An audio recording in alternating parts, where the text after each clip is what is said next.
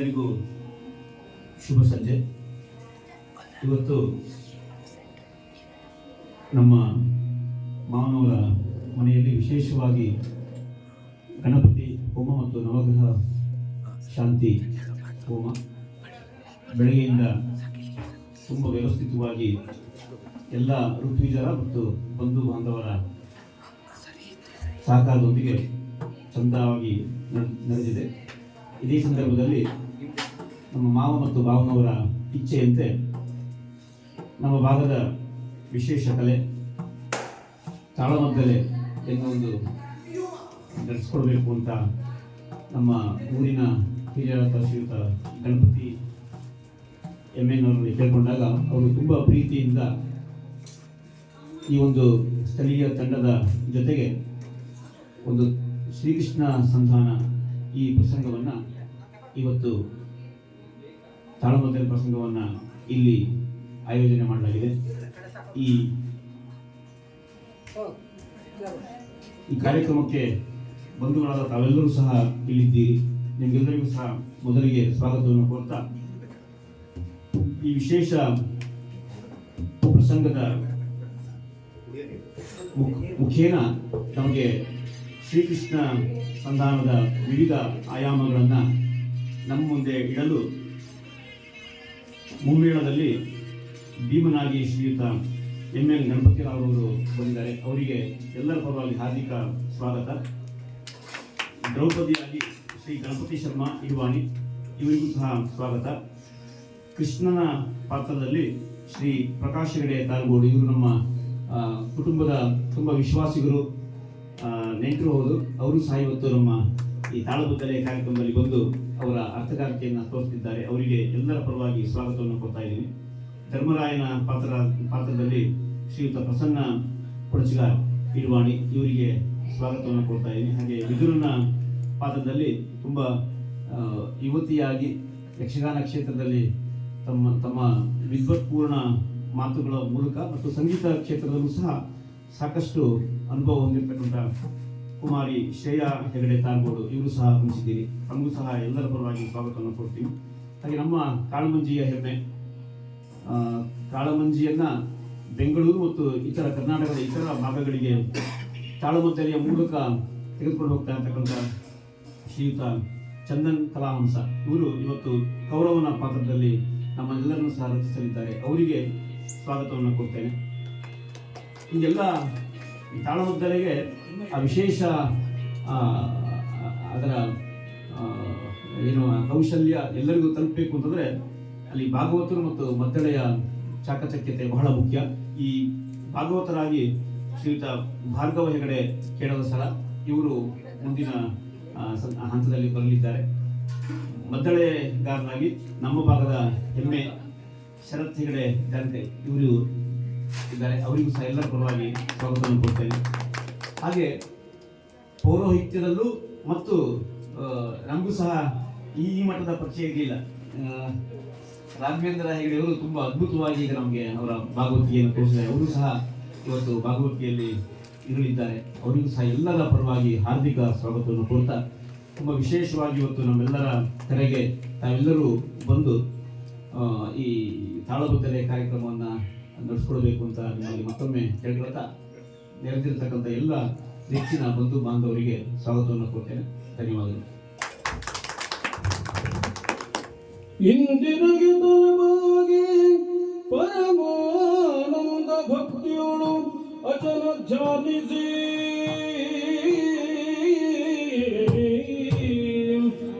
ವಂದಿಸುವೆ ಶಾರದೆಗೆ ಶಕ್ರಾದಿ ಅಮರರಿಂಗರಗಿ ನಾಂದಿಯೊಳು ವರವ್ಯಾಸ ಮುನಿಪದ ದ್ವಂದ್ವ ಕಾನತನಾಗಿ ನಾಂದಿಯೊಳು ವರವ್ಯಾಸ ಮುನಿಪದ ದ್ವಂದ್ವ ಕಾನತನಾಗಿ ಕವಿಗಳ ಸಂದಣಿಗೆ ಬಲ ಬಂತು ಬೇಳುವೆನಿ ಕಥಾಮೃತವ ಕವಿಗಳ ಸಂದಣಿಗೆ ಬಲವು ಬೇಳುವೆನಿ ಕೃಷ್ಣ ಸಂಧಾನವೆಂಬ ಕಥಾಮೃತವ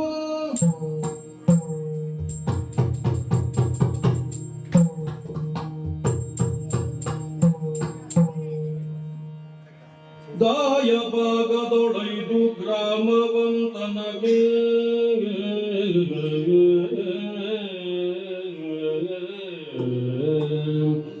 ದಾಯ ಭಾಗದೊಳೈದು ಗ್ರಾಮವಂತನಗೆ ಕುರುರಾಯ ಸುವಿವೇಕದಿ ಕೊಡುವಂದದಲ್ಲಿ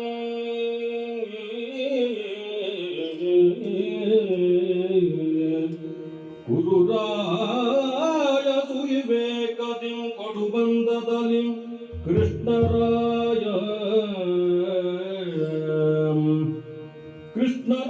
ಸಂಧಾನವಂ ಮಾಡಿ ಬರಬೇಕು ನೀನೆ ನಲಂದನ ಮಹಿಮನು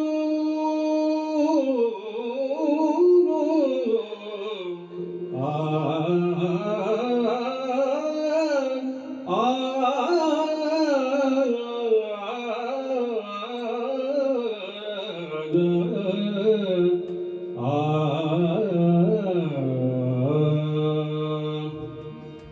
ಭಾವನು ದೇವನು ಆದಂತ ಕೃಷ್ಣ ಪರಮಾತ್ಮನ ಅನುಗ್ರಹದಿಂದ ಪಾಂಡವರ ಜೀವನ ಇಲ್ಲಿವರೆಗಾಗಿ ಬಂತು. ಸಾಗಿ ಬಂದ ಜೀವನದ ಸಿಂಹಾವಲೋಕನವನ್ನ ಒಮ್ಮೆ ಮಾಡಿದರೆ ಪಾಂಡವರ ಜೀವನ ಏನಾಗಿ ಹೋಗಬೇಕಿತ್ತು. ಆದರೆ ನಡೆದಿರುವಂತ ಎಲ್ಲ ಕೈ ಘಟನೆಗಳನ್ನ ಮರೆಸುವಂತೆ ಆ ಪರಮಾತ್ಮನ ಅನುಗ್ರಹದಿಂದ ಮಾತ್ರವಲ್ಲ, ನಮ್ಮ ಕುಟುಂಬದಂತೆ ಸಲಹುತ್ತಾ ಬಂದ, ಧೈರ್ಯವನ್ನ ತುಂಬುತ್ತಾ ಬಂದ, ಮಾತ್ರವಲ್ಲ ಅನುಗ್ರಹವನ್ನ ಮಾಡುತ್ತಾ ಬಂದ. ಆ ಕಾರಣಕ್ಕಾಗಿ ಏನೆಲ್ಲ ನಡೆದು ಹೋಯಿತು. ಪ್ರತಿಯೊಂದು ಘಟನೆಗಳನ್ನು ಕೂಡ ಮೆಲುಕುತ್ತಾ ಹಾಕುತ್ತಾ ಹೋದ್ರೆ ಹೀಗೂ ನಡೆಯಲಿಕ್ಕೆ ಸಾಧ್ಯ ಉಂಟೆ? ದಾಯಾದಿ ಮಾತ್ಸರ್ಯ ಎನ್ನುವುದು ಈ ಮಟ್ಟಕ್ಕೆ ಬೆಳೆಯಲ್ಪಡುತ್ತದೆಯೇ? ನಾವು ಚಂದ್ರವಂಶೀಯರು, ಜಗತ್ತಿಗೆ ತಂಪನ್ನು ನೀಡುವಂತಹ ಚಂದ್ರ, ಅಂತಹ ಚಂದ್ರನ ಅಂಶದಲ್ಲಿ ಜನಿಸಿರುವಂತಹ ನಮ್ಮ ಬದುಕು ಹೀಗೂ ಆಗಬಹುದೇ? ಕಲ್ಪಿಸಲಿಕ್ಕೂ ಸಾಧ್ಯವಿರಲಿಲ್ಲ. ಒಂದೊಂದು ದಿವಸ ಕಾಡಿನಲ್ಲಿ ನಮ್ಮ ಜನ್ಮವಾಯಿತಂತೆ. ಎಲ್ಲಿಯೋ ಹುಟ್ಟಿದೆವು, ಎಲ್ಲಿಯೋ ಬೆಳೆದೆವು. ನಮ್ಮ ಮನೆಯಾದಂತಹ ಸುಯೋಧನ ಹಸ್ತಿನಾವತಿಯ ಅರಸನಾಗಿ ವಿಜೃಂಭಿಸುವಂತಹ ಕಾಲ ಸನ್ನಿಹಿತವಾಯಿತು. ಹಿರಿಯರಾದಂತಹ ಭೀಷ್ಮಾಚಾರ್ಯರ ಮಾತುಗಳು, ಹಿತೋಪದೇಶಗಳು ಪಥ್ಯವಾಗಬೇಕಾಗಿತ್ತು, ಆದರೆ ಆಗಲಿಲ್ಲ. ವಿಧಿಯ ಆಟ ಹಾಗೆ ಅಂತ ನಾನು ಭಾವಿಸ್ತೇನೆ. ಒಂದೊಂದು ದಿವಸ ದ್ಯೂತವನ್ನೇ ಆಡಬಾರದು, ನಿಷಿದ್ಧ ಎಂಬ ಕಲ್ಪನೆ ಇದ್ದರೂ ಕೂಡ ದ್ಯೂತಕ್ಕೆ ಮಾಡುವಂತಹ ಸ್ಥಿತಿ ನಿರ್ಮಾಣವಾಯಿತು. ಅದರಿಂದ ಏನಾಯಿತು? ಸರ್ವಸ್ವವನ್ನ ಕಳೆದುಕೊಂಡು ಕಾಡನ್ನು ಸೇರುವಂತಹ ಪರಿಸ್ಥಿತಿ ನಿರ್ಮಾಣವಾಯಿತು. 12 ವರ್ಷಗಳ ವನವಾಸ ಮಾತ್ರವಲ್ಲ, 1 ವರ್ಷದ ಅಜ್ಞಾತವಾಸ. ಬಹುತೇಕ ಕೌರವನ ಇಷ್ಟ ಇರಬೇಕು, ಕಾಡನ್ನ ಪಾಂಡವರು ಸೇರಿದರು ಅಂತ ಆದ್ರೆ ಮರಳಿ ನಾಡಿಗೆ ಸೇರುವುದಿಲ್ಲ, ಅಲ್ಲಿಯೇ ನಾಶವಾಗಿ ಹೋಗ್ತಾರೆ ಅಂತ ಭಾವಿಸಬೇಕು. ಆ ಕೃಷ್ಣನ ಅನುಗ್ರಹದಿಂದ ಎಲ್ಲವೂ ಕೂಡ ಮುಕ್ತಾಯಗೊಂಡು ನಾಡನ್ನ ಪ್ರವೇಶ ಮಾಡಿರುವಂತಹ ಈ ಸಂದರ್ಭದಲ್ಲಿ ಹಿಂದಿನ ಮಾತಿನಂತೆ ನಮ್ಮದಾದಂತಹ ನಾಡನ್ನ ಕೇಳಬೇಕಲ್ಲ. ಕೇಳಬೇಕಾದಂತಹ ಸಂದರ್ಭ ಬಂದ ಸಂದರ್ಭದಲ್ಲಿ ಯೋಚಿಸಿದೆ ನಾನು. ದೃಪದ ಪುರೋಹಿತರನ್ನ ಕಳುಹಿಸಿರುವಂತಹ ಸಂದರ್ಭದಲ್ಲಿಯೂ ಕೂಡ ತಿರಸ್ಕಾರದ ಮಾತುಗಳೇ ಕೌರವನಿಂದ ಬಂತಲ್ಲ. ಮಾತ್ರವಲ್ಲ, ಹಿರಿಯರಾದಂತಹ ಸಂಜಯ ನನ್ನಲ್ಲಿವರೆಗಾಗಿ ಬಂದು ತಮ್ಮದಾದಂತಹ ಮಾತುಗಳನ್ನು ಆಡಿದ್ರು. ಅಲ್ಲಿ ಇರಬೇಕಾದಂತಹ ಮನಸ್ಥಿತಿಗಳು ಹೇಗುಂಟು, ನಿನ್ನದಾದಂತಹ ಅಭಿಪ್ರಾಯ ಹೇಗೆ, ಎಲ್ಲವನ್ನ ಕೇಳಿದಂತಹ ಸಂದರ್ಭದಲ್ಲಿ ಕೊನೆಯಲ್ಲಿ ಒಂದು ಮಾತನ್ನ ಹೇಳಿದೆ. ಕಡುಗವಾಗಲಿ ನೀತಿಯಾಗಲಿ ಒಡೆಯ ಲಕ್ಷ್ಮೀ ರಮಣ ನೈತಃ. ಸಂಕಟ ಹರನಾದಂತಹ ಕೃಷ್ಣ ಬರುತ್ತಾನೆ ಎಂಬುದಾಗಿ ಸಂಜಯನಲ್ಲಿ ಹೇಳಿ ಕಳುಹಿಸಿದೆ. ಹಾಗಿದ್ರೆ ದೇವರಾದಂತಹ ಕೃಷ್ಣನಿಗೆ ಹೇಳಿ ಕಳುಹಿಸಿದ್ದೇನೆ, ಬರ ನಿರೀಕ್ಷೆಯಲ್ಲಿ ಇರ್ತೇನಂತೆ. ಬಂದನಲ್ಲ ದೇವರೇ, ಪಾಂಡುತನಯ ವಂದಿಸಿಕೊಳ್ತಾ ಇದ್ದೇನೆ. ನೀತಿಯೇ ಕರುಣಾಳು, ನೀತಿಯೇ ಕರುಣಾಳು, ನಿನಗೆ ವಿಘಾತ ನೆನೆಸಿದ ದುಷ್ಟನಲ್ಲಿ ಸಂಪ್ರೀತಿಯೇ, ನಿನಗೆ ವಿಘಾತ ನೆನೆಸಿದ ದುಷ್ಟನಲ್ಲಿ ಸಂಪ್ರೀತಿಯೇ ಸಂಧಾನ ಕನುವಾಗುವರೆ ಬೇಡನಲು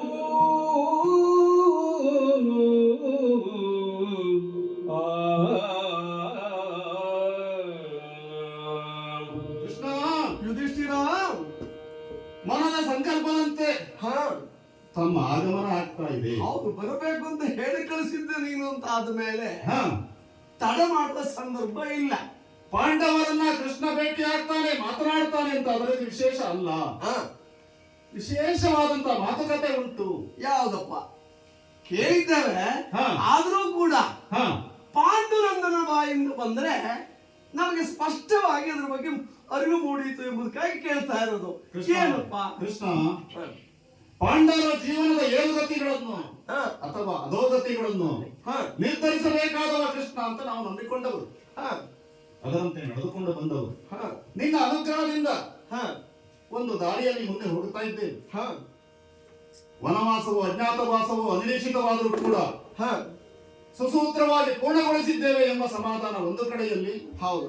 ಬಂದು ನಿಂತದ್ದು ಉಪಪ್ಲವ್ಯ. ಹ. ಕೃಷ್ಣ, ಹ. ಅಂದು ಸುಯೋಧನ ಆಡಿದ ಮಾತೇನು? ಹ. 13 ವರ್ಷದ ನಂತರದಲ್ಲಿ ನಿಮ್ಮದಾದಂತ ದಾಯಭಾಗವನ್ನ ಹ. ಕೊಡುತ್ತೇನೆ ಅಂತ ಅಲ್ವ? ಹ. ಹಾಗಿದ್ರೆ ಹ. ನಾವು ಬಂದಿದ್ದೇವೆ ಎಂಬ ವರ್ತಮಾನವನ್ನ ಕೇಳಿ ಹ. ಕೊಡಬಹುದಿತ್ತು. ಹ. ಕೊಡಲಿಲ್ಲ ಎಂದ ಮಾತ್ರಕ್ಕೆ ಹ. ಸುಮ್ಮನೆ ಆಗ್ತದ? ಇಲ್ಲ. ಸಂಜಯನು ಕೂಡ ಬಂದು ಹ್ಮ್. ತನ್ನದಾದಂತ ಅಭಿಪ್ರಾಯವನ್ನು ಮಂಡಿಸಿದಾಗ ಹ. ಒಂದು ಮಾತನ್ನ ಹೇಳಿ ಕಳಿಸಿದ್ದೆ. ಹ. ನಿರ್ಧಾರ ಮಾಡುವವನು ಕೃಷ್ಣ. ಓಹೋ. ಕೃಷ್ಣ ಬರ್ತಾನೆ ಹ. ಹಸ್ತಿನೆಗೆ. ಹ. ನಮ್ಮದಾದಂತ ಪೂರ್ಣ ಅಭಿಪ್ರಾಯವನ್ನ ಸಂಗ್ರಹಿಸಿ ಹ. ಸುಯೋಧನ ಅಭಿಪ್ರಾಯವನ್ನು ತಿಳಿದುಕೊಂಡು ಹ. ಮುಂದೇನಾಗಬೇಕು ಎಂಬುದನ್ನು ಕೃಷ್ಣ ನಿರ್ಧರಿಸ್ತಾನೆ ಅಂತ ಹೇಳಿ ಕಳುಹಿಸಿದವುದು. ಹ. ಹಾಗಿದ್ರೆ ನಿನ್ನೊಡನೆ ಸಮಾಲೋಚನೆಯನ್ನ ಮಾಡಬೇಕು, ಹ. ಏನನ್ನ ಮಾತನಾಡಬೇಕು, ಎಲ್ಲವನ್ನ ಯೋಚನೆ ಮಾಡಿ ಹ. ನಮ್ಮದಾದಂತ ಭಾಗವನ್ನ ಕೇಳಲಿಕ್ಕೆ. ಹ. ಕೃಷ್ಣ, ಹ. ನೀನು ಸುಯೋಧನನ ಆಸ್ಥಾನದವರೆಗಾಗಿ ಹೋಗಿ ಬರಬೇಕು. ಇದು ನನ್ನ ಭಿನ್ನ. ಅವ್ರಿಗೆ ಏನು ಮಾಡಬೇಕು? ನಮ್ಮದಾದಂತ ಭಾಗವನ್ನ ಕೇಳಬೇಕು. ನಿಮ್ಮ ದಾಯ ಭಾಗದಲ್ಲಿ 5 ಗ್ರಾಮವನ್ನಾದ್ರೂ ಕೇಳಬೇಕು. ಅರ್ಧ ರಾಜ್ಯವನ್ನೇ ನಾವು ಕೇಳಬೇಕು. ಹ. ಒಂದೊಮ್ಮೆ ಕೊಡಲಿಲ್ಲ ಅಂತ ಆದ್ರೆ ಹ. ನಾವು 5ರಲ್ವ? ಹೌದು. ಒಬ್ಬೊಬ್ಬರಿಗೆ ಒಂದೊಂದು ಗ್ರಾಮವಾದರೂ ಆದೀತು. ಹ. ಆದ್ದರಿಂದ ಹ. 5 ಗ್ರಾಮವನ್ನಾದರೂ ಕೇಳಿ ಪಡೆದು ಬರಬೇಕು. ಹ. ಸಂಧಾನದ ಮಾರ್ಗದಲ್ಲಿ ಹೌದು. ಇದಾಗಬೇಕು ಅಂತ ಕೇಳಿಕೊಳ್ಳ. ಸಂಧಾನವನ್ನು ಮಾಡಿಕೊಡಬೇಕು. ಹಾ, ಯುಧಿಷ್ಠಿರ, ಅಯ್ಯ. ಧರ್ಮ ರಕ್ಷತಿ ರಕ್ಷಿತ. ಹಾ, ಪ್ರಪಂಚದಲ್ಲಿ ಬಲು ಪ್ರಖ್ಯಾತಿಯನ್ನು ಪಡೆದಂತಹ ವೇದ ಘೋಷದಂತಹ ಮಾತು ಹಾ, ಅಲ್ವಾ? ಹಾ. ಹಾಗೆ ನೋಡುವುದಾದ್ರೆ ಧರ್ಮವನ್ನ ಅನುದಿನವೂ ರಕ್ಷಣೆ ಮಾಡಿಕೊಂಡು ಬಂದವ ನಾನು. ಹಾಗಾಗಿ ಹ್ಮ್. ಜಗತ್ತಿನಲ್ಲಿ ಧರ್ಮನಂದನ ಎಂಬುದಾಗಿ ನೀನು ಪ್ರಖ್ಯಾತಿಯನ್ನು ಹೊಂದಿದ್ದೀರಿ. ಹಾ. ಯಾಕೆ ಈ ಮಾತನ್ನು ಹೇಳಿದೆ? ಯಾಕೋ? ಜಗತ್ತಿನ ಜನರಲ್ಲಿ ಯಜ್ಞ ಯಾಗಾದಿಗಳನ್ನು ಮಾಡುವಾಗ, ಹಾ, ಹೋಮ ಹವನಗಳನ್ನು ಮಾಡುವಾಗ, ಹಾ, ಆ ನಂತರದಲ್ಲಿ ಮಂತ್ರಾಕ್ಷತೆಯನ್ನು ಕೊಡುವ ಹೊತ್ತಿನಲ್ಲಿ ಹಾ, ಪುರೋಹಿತರು ಆಶೀರ್ವಾದ ಮಾಡುವಾಗ ಹೇಳ್ತಾರೆ, ಹಾ, ಸತ್ಯ ಸಂತು ಯಜಮಾನ ಕಾಮ ಅಂತ ಹೇಳ್ತಾರೆ. ಹಾ. ಯಜಮಾನಸ್ಯ ಕಾಮ ಅಂತ. ಹಾ, ಆವಾಗ ಅವರು ಒಂದು ಮಾತನ್ನ ವ್ಯಕ್ತಿ ಹೇಳ್ತಾರೆ. ಏನು ಗೊತ್ತಾ? ಹಾ, ಜಗದಲ್ಲಿರುವ ಮನುಷ್ಯರು ಕೂಡ ಪ್ರಾಣಿಗಳಂತೆಯೇ ಇದ್ದರೂ ಕೂಡ ಹಾ, ಪ್ರಾಣಿಗಳ ಸಹಜತೆಯಂತೆಯೇ ಹಾ, ಅವರು ಏನೇ ಮಾಡುವುದಿದ್ರಿ ಇರ್ಲಿ, ಹಾ, ಏನೇ ಮಾತಾಡುವುದಿರ್ಲಿ, ಹಾ, ಏನೇ ಯೋಚನೆ ಮಾಡುವುದಿರ್ಲಿ, ಹಾ. ಏನೇ ಕೆಲಸ ಮಾಡುವುದಿರ್ಲಿ, ಹಾ. ಎಲ್ಲದರಲ್ಲಿಯೂ ಏನು ಪ್ರತಿಫಲ ದೊರೆಯುತ್ತದೆ, ಪ್ರಯೋಜನ ದೊರೆಯುತ್ತದೆ ನಿರೀಕ್ಷೆ ಇರ್ತದೆ ಎಂಬುದಾಗಿ ಹಾ. ವೈದಿಕರು ಪುರೋಹಿತರು ಹೇಳುವ ಮೂಲಕ ಮನುಷ್ಯನ ಗುಣ ಸ್ವಭಾವವನ್ನು ಎತ್ತಿ ತೋರಿಸಿ ಹಾ. ಅದಕ್ಕೆ ಫಲಪ್ರದವಾಗಿ ಇಂತಿಂತಹ ಯಜ್ಞಗಳ ಯಾಗಾದಿಗಳನ್ನು ಮಾಡಿದರೆ ನಿಮಗೆ ಆಶೀರ್ವಾದ ದೈವಿ ಕೃಪೆ ಸಿಗ್ತದೆ, ಹೀಗೆ ಪುಣ್ಯ ಲಭಿಸುತ್ತದೆ ಆಗ್ತದೆ ಅಂತ ಹೇಳ್ತಾರೆ. ಹಾ. ಇದು ಯಾರ ಬಗ್ಗೆ ಹೇಳುವುದು? ಜನಸಾಮಾನ್ಯರಿಗೆ ಹೇಳ್ತಕ್ಕಂಥದ್ದು. ಹಾ, ಆದ್ರೆ ಹಾ, ನೀವುಗಳು ಜನಸಾಮಾನ್ಯರಲ್ಲ. ಹಾ, ಒಂದು ಕಾಲದಲ್ಲಿ ಹಾ. ಪ್ರಪಂಚದಲ್ಲಿ ಮನುಷ್ಯ ಪ್ರಾಣಿಗಳಂತೆ ಬದುಕ್ತಾ ಇದ್ದಾಗ ಹಾ. ಒಬ್ಬರಿಗೊಬ್ಬರು ಹೊಡೆದಾಡಿಕೊಂಡು ಕಿತ್ಕೊಂಡು ತಿನ್ಕೊಂಡು ಎಲ್ಲೂ ಕೂಡ ಅಶಾಂತಿಯೇ ಮೇಳೈಸಿದಾಗ ಹಾ. ಸಮಾಜ ಹೀಗಿರತಕ್ಕದ್ದಲ್ಲ, ಹಾ. ಶಿಸ್ತುಬದ್ಧವಾಗಿ ಇರ್ತಕ್ಕದ್ದು. ಹಾ. ಯಾರ್ಯಾರು ಹೀಗಿರ್ಬೇಕು, ಹೀಗಿದ್ರೆ ಸುವ್ಯವಸ್ಥಿತವಾದ ಸಮಾಜ ನಡೆಯುತ್ತದೆ. ಹಾ. ಯಾರು ಹೇಗಿರ್ಬೇಕು ಅಂತ ಹೇಳಿದ್ರಲ್ಲ, ಹಾ. ಅದಕ್ಕೆ ಅವರಿಗೆ ಅವರ ಧರ್ಮ ಅಂತ ಹೇಳಿದ್ರು. ಹಾ. ಇಲ್ಲಿ ಬ್ರಾಹ್ಮಣ, ಕ್ಷತ್ರಿಯ, ವೈಶ್ಯ, ಶೂದ್ರ ಎಂಬಿತ್ಯಾಗಿ ವರ್ಣಗಳನ್ನ ಮಾಡಿ ಹಾ. ಆ ವರ್ಣಗಳ ರೀತ್ಯ ಹಾ. ಯಾರ್ಯಾರು ಕೆಲಸ ಮಾಡಬೇಕು, ಹಾ. ಅದು ಕೇವಲ ವರ್ಣಕ್ಕೆ ಸೀಮಿತವಾಗಿಲ್ಲ. ಹಾ. ಮುಂದೆ ಆ ಸಮಾಜದಲ್ಲಿ ಸ್ಥಾನಮಾನಗಳನ್ನು ಅಲಂಕರಿಸಿದವರು. ಒಂದು ಸಮಾಜ ನಡೆಯುವ ಪದ್ಧತಿ. ಹೌದು. ಉದಾಹರಣೆಗೆ ಗುರುವು ಶಿಷ್ಯನನ್ನು ಹೇಗೆ ನೋಡಿಕೊಳ್ಬೇಕು, ಗುರು ಧರ್ಮ. ಹಾ. ಹಾಗೆ ಮಕ್ಕಳು ತಂದೆ ತಾಯಿಗಳನ್ನ ಹೇಗೆ ನೋಡ್ಕೊಳ್ಬೇಕು, ತಂದೆ ತಾಯಿಗಳು ಮಕ್ಕಳನ್ನ ಹೇಗೆ ಪಾಲನೆ ಮಾಡಬೇಕು, ಪಿತೃಧರ್ಮ. ಹಾ. ಇಲ್ಲಿ ಧರ್ಮ ಎಂಬುದು ದೇವರ ಪೂಜೆ ಎಂಬ ಅರ್ಥ ಅಲ್ಲ. ಹಾ. ಧರ್ಮ ಅಂದ್ರೆ ಯಾರು ಯಾವುದನ್ನು ಧರಿಸಿ ಬದುಕಬೇಕು ಹಾ. ಎಂಬುದಕ್ಕೆ ಧರ್ಮ ಅಂತ. ಉತ್ತಮವಾದಂತಹ ಸಮಾಜವನ್ನ ನಡೆಸುವಲ್ಲಿ ಧರ್ಮಕ್ಕೆ ಬದಲಾದಂತಹದ್ದು. ಆದ್ರೆ ಒಬ್ಬ ಧರ್ಮವನ್ನು ಬಿಟ್ಟ ಅಂತ ಇಟ್ಟುಕೋ, ಹಾ. ಕೇಳುವವರು ಯಾರು, ಹೇಳುವವರು ಯಾರು? ಹಾ. ಅದನ್ನ ನಡೆಸಿಕೊಂಡು ಹೋಗಲಿಕ್ಕೆ ಹಾ. ಆ ಧರ್ಮದ ಕೆಲವು ವಿಚಾರಗಳನ್ನ ಶಾಸನ ರೂಪಗಳಲ್ಲಿ ಹಾ. ತಂದಿಟ್ಟು ಹಾ. ಹಾಗೆ ತಪ್ಪಿದವರಿಗೆ ಶಿಕ್ಷೆ ಕೊಡಲಿಕ್ಕೆ ಒಂದು ಅಧಿಕಾರದ ವ್ಯವಸ್ಥೆ ಬೇಕು ಎಂಬುದಕ್ಕಾಗಿ ದಂಡಿಸುವ ವರ್ಗ ಬೇಕು. ಅಂದ್ರೆ ಪ್ರಭುತ್ವ ಎನ್ನುವುದು ಪ್ರಾರಂಭ ಆಯಿತು. ಹಾ. ಹಾಗಾಗಿ ಧರ್ಮ ಎನ್ನುವುದು ಕಾನೂನು ಶಾಸನ ಆಗಿ ಬದಲಾಯಿತು. ಹಾ. ಶಾಸನವನ್ನು ನಿರ್ವಹಿಸಲಿಕ್ಕೆ ಪ್ರಭುತ್ವ ಪ್ರಾರಂಭವಾಯಿತು. ಹಾ. ಹಾಗೆ ನೋಡಿದಾಗ ರಾಮ ರಾಜ್ಯ ಅಂತ ಕೇಳಿದ್ದಾರೆ. ಹಾ. ಏನಂದ್ರೆ ಆದರ್ಶಮಯವಾದಂತಹ ಪ್ರಜಾಪ್ರಭುತ್ವದ ರಾಜ್ಯ ಯಾವುದು ಅಂತ ಕೇಳಿದ್ರೆ ಅದು ರಾಮರಾಜ್ಯ. ಅಯೋಧ್ಯೆ. ಹೌದು. ಹಿಂದೆ ಯುಗದಲ್ಲಿ ಹಾ. ಆ ರಾಮನ ಆಡಳಿತ, ಸೂರ್ಯ ವಂಶದ ಚಕ್ರವರ್ತಿತ್ವದ ಆಡಳಿತ ಬೆಳಗಿ ಬಂತು. ಎಲ್ಲರೂ ಕೇಳಿಲ್ಪಟ್ಟ ಮೇಲೆ ಹಾ. ಈ ದ್ವಾಪರದಲ್ಲಿ ನಿಮ್ಮ ಚಂದ್ರವಂಶ ಹಾ. ಅಂತಹ ಒಂದು ಆಡಳಿತವನ್ನು ಮಾಡಿಕೊಂಡು ಬರುತ್ತಿರಲಾಗಿ ಹಾ. ಯಾವ ಸಾಮಾಜಿಕ ದುರ್ಘಟನೆಯ ಪರಿಣಾಮವೋ ಏನೋ ಹಾ. ನಿಮ್ಮಲ್ಲಿ ಹಾ. ಅಂದರೆ ಚಂದ್ರವಂಶದಲ್ಲಿ ಹುಟ್ಟು ಬಂದ ಕೌರವರು ಮತ್ತು ಪಾಂಡವರ ನಡುವೆ ಹಾ. ಭೂಮಿಗಾಗಿ ಜಗಳ ಶುರುವಾಯಿತು. ಹಾ. ಹೌದಾ? ಹೌದು. ಈ ಎಂಬಲ್ಲಿಗೆ ಹಾ. ಇಲ್ಲಿ ನೀವು ಜನಸಾಮಾನ್ಯರಂತೆ ಪ್ರಯೋಜನಕ್ಕಾಗಿ ಯತ್ನ ಮಾಡುವವರಲ್ಲ. ಹಾ. ನಿಮ್ಮ ಮೇಲೆ ಸಾಮಾಜಿಕವಾಗಿ ಪ್ರಜಾರಂಜನೆ ಮಾಡಿ ಬಾಳ್ತಕ್ಕಂತಹ ಜವಾಬ್ದಾರಿ ಇದೆ. ಹಾ. ಹೌದಾ? ಹೀಗಿರುವಾಗ ಆಯ್ತಾ, ಹೀಗಿರುವಾಗ ಹ್ಮ್. ಆ ರೀತಿ ವ್ಯವಸ್ಥಿತವಾಗಿ ನಡೆದುಕೊಂಡು ಬರುವಲ್ಲಿ, ಧರ್ಮವನ್ನ ಪಾಲನೆ ಮಾಡುವಲ್ಲಿ ಹಾ. ಯಾರು ಶ್ರೇಷ್ಠರು ಅಂತ ಹೇಳುವ ವಿಷಯದಲ್ಲಿ ಹಾ. ಯುಧಿಷ್ಠಿರ ಹಾ. ಅದರಲ್ಲಿ ಅತ್ಯಂತ ಶ್ರೇಷ್ಠನಾಗಿದ್ದಾನೆ. ಹಾ. ಧರ್ಮಾನಂದನ ಹಾ. ಯುಧಿಷ್ಠಿರನ ಮಾತು ಅಂದ್ರೆ ಹಾ. ಅದು ಧರ್ಮಕ್ಕೆ ಸಮವಾದದ್ದು, ಅದಕ್ಕೆ ಮತ್ತೆ ವ್ಯಥೆ ಇಲ್ಲ ಹಾ. ಅನ್ನುವ ಮಟ್ಟಕ್ಕೆ ಹೋಗಿರುವಾಗ ಹಾ. ಇನ್ನೊಂದು ವಿಚಾರ ಪ್ರಸ್ತಾಪಕ್ಕೆ ಬರ್ತದೆ. ಹಾ. ಹೇಳಿದೆ ನಿಮ್ಗೆ, ಹಾ. ಆಡಳಿತ ವ್ಯವಸ್ಥೆಯಲ್ಲಿ, ಶಾಸನದ ವ್ಯವಸ್ಥೆಯಲ್ಲಿ ತಪ್ಪು ಮಾಡಿದವನಿಗೆ ಶಿಕ್ಷೆ ಕೊಡಬೇಕು, ಉಪ್ಪು ತಿಂದವನಿಗೆ ನೀರು ಕುಡಿಸಬೇಕು ಎಂಬ ಹಾ. ತೀರ್ಮಾನ ಇರುವಾಗ ಎಲ್ಲವನ್ನೂ ತಿಳಿದ ನೀನು, ಹಾ. ನೀವು ಪಾಂಡವರು ನಿಷ್ಪಾಂಡವ ಪೃಥ್ವಿ ಅಂತ ಆಗಬೇಕು ಅಂತ ಹಾ. ನಿಮ್ಮ ಬದುಕಿನ ಬುಡದಿಂದಲೂ ಆಟವನ್ನಾಡಿ ಕ್ಷಣ ಕ್ಷಣಕ್ಕೂ ಕಷ್ಟವನ್ನು ಕೊಟ್ಟು ಹಾ. ವಿಷ ಉಣಿಸುವುದು, ಮನೆಗೆ ಬೆಂಕಿ ಇಟ್ಟಿದ್ದು, ಪ್ರತಿಯೊಂದು ಹಾ. ಎಲ್ಲ ದುಷ್ಟ ಕೆಲಸಗಳನ್ನೇ ಮಾಡ್ತಕ್ಕಂತಹ ಮಾಡಿಕೊಂಡು ಬಂದಂತಹ ಆ ಕೌರವ ಹಾ. ಇವತ್ತು ಎದುರಿಗೆ ಯುದ್ಧಕ್ಕೆ ಬರ್ತೇನೆ ಅಂದಾಗ ಅವನನ್ನು ಕರೆದು ಶಿಕ್ಷಿಸುವುದು ಬಿಟ್ಟು ಹಾ. ಅವನಿಗೆ ಕರುಣೆಯ ಮಾತನ್ನ ತೋರಿಸ್ತಾ ಇದ್ದೀಯಲ್ಲ, ಹಾ. ಈ ಕರುಣೆ ಸರಿಯೇ? ಹಾ. ಹಾಗಾಗಿ ನಿನಗೆ ಹೇಳಿದ್ದು, ಹಾ. ನಿನ್ನಂತವನು ಕರುಣಾಳು, ನಿನಗಿಂತ ದೊಡ್ಡ ಕರುಣಾಳು ಇಲ್ಲ. ಹಾ. ಅಂತಹ ನಿನಗೆ ಹಾ. ಕೇವಲ ಕರುಣಾಳುವಾಗಿ ಕುಂತ್ರ ಆಗುವುದಿಲ್ಲ. ಹಾ. ನೀನು ಚಂದ್ರವಂಶದ ಹಾ. ಅಭಿಷಕ್ತ ಯುವರಾಜ ಹಾ. ಎಂಬಲ್ಲಿಗೆ ಹಾ. ಶಿಕ್ಷಿಸುವುದನ್ನ ಬಿಟ್ಟು ಹಾ. ದುಷ್ಟರಲ್ಲಿ ನೀತಿಯೇ ಸಂಧಾನ. ನಿಜವಾಗಿ ಹೇಳು, ಹಾ. ಇದನ್ನು ನಾನು ಮಾಡೋದು ಎಷ್ಟು ಮಟ್ಟಿಗೆ ಸರಿಯಾದಿತ್ತು ಧರ್ಮನಂದನ?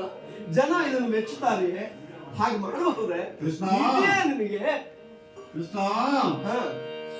ಖ್ಯಾತ ಧರ್ಮಜ ನುಡಿದ ಅನಿಬರ ಪಾಠಕವು ಮಗುಳವರ ಪರ್ಜುವು. ಖ್ಯಾತ ಧರ್ಮಜ ನುಡಿದ ಅನಿಬರ ಪಾತಕವು ಮಗುಳವರ ಪರ್ಜುವು.